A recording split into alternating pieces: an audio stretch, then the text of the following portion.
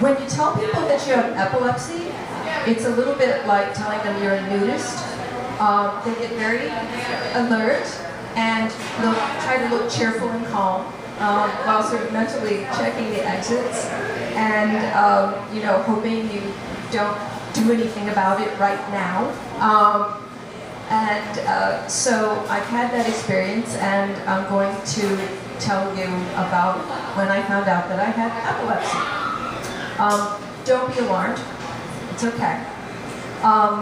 And we have a paramedic here. Okay, good. So we're cool. I took my meds today, and everything's good. So I was in graduate school in Baltimore, and I was getting my PhD in classics. And I'm not going to go into the story of having the seizure because that's not important, and I don't remember it since I was unconscious. But when I came to, I was in the hospital, and I was on a gurney in a hall, and a nurse was bending over me, and she said, "You had a seizure." And I said, "Okay." And she said, "Now I need to ask you a few questions." And she had a clipboard. And she said, "What's your name?" And I told her. And she said, "What's your address?" And I told her. And she said, "Who's president?" And I said, "Jimmy Carter."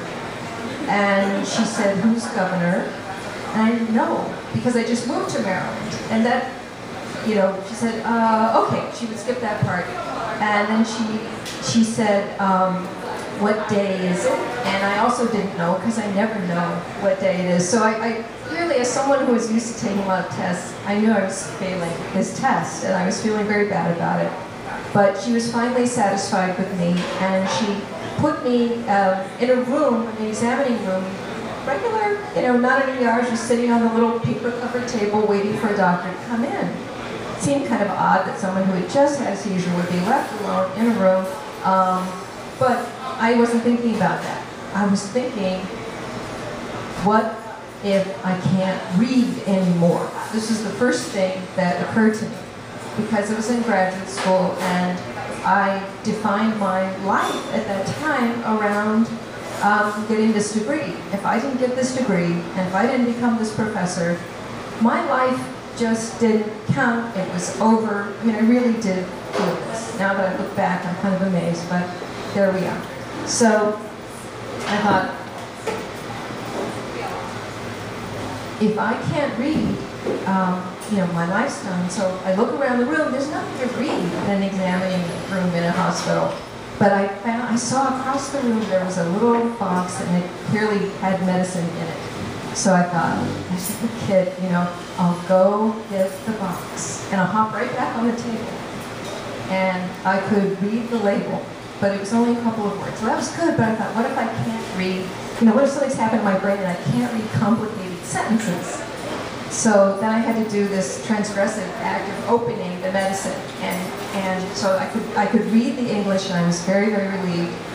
And then I thought, what if the part of my brain that knows foreign languages is gone? And I thought, well, how am I going to know? And I'm sitting there, and I'm crumpling up the paper, and I look over, and the back is in German. All right, it was made in Germany. So I can read the German. I am so happy. I'm just ecstatic. You know, I'm really, really happy. I'm sitting there, I'm practically swinging my legs. I'm like a little kid who's already gotten the sticker and the balloon, and you know, I've been a good girl. And the doctor comes in, and he's a very somber gentleman. His English was not very good. I think he was very surprised to see somebody just that happy who had just had a seizure. And he wrote me a prescription and sent me home. And things didn't stay that happy.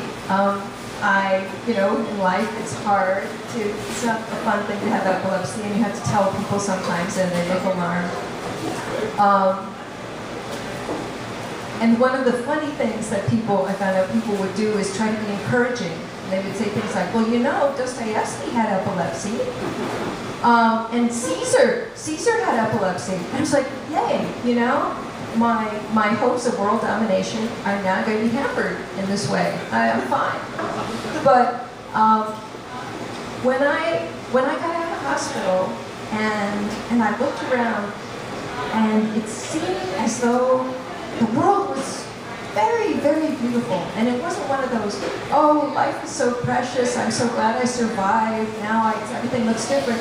It was as if my light receptors had changed.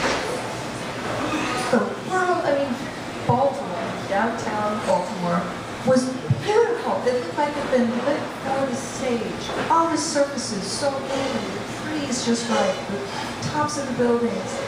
And what I felt like was the character Emily from my favorite play in high school, Our Town.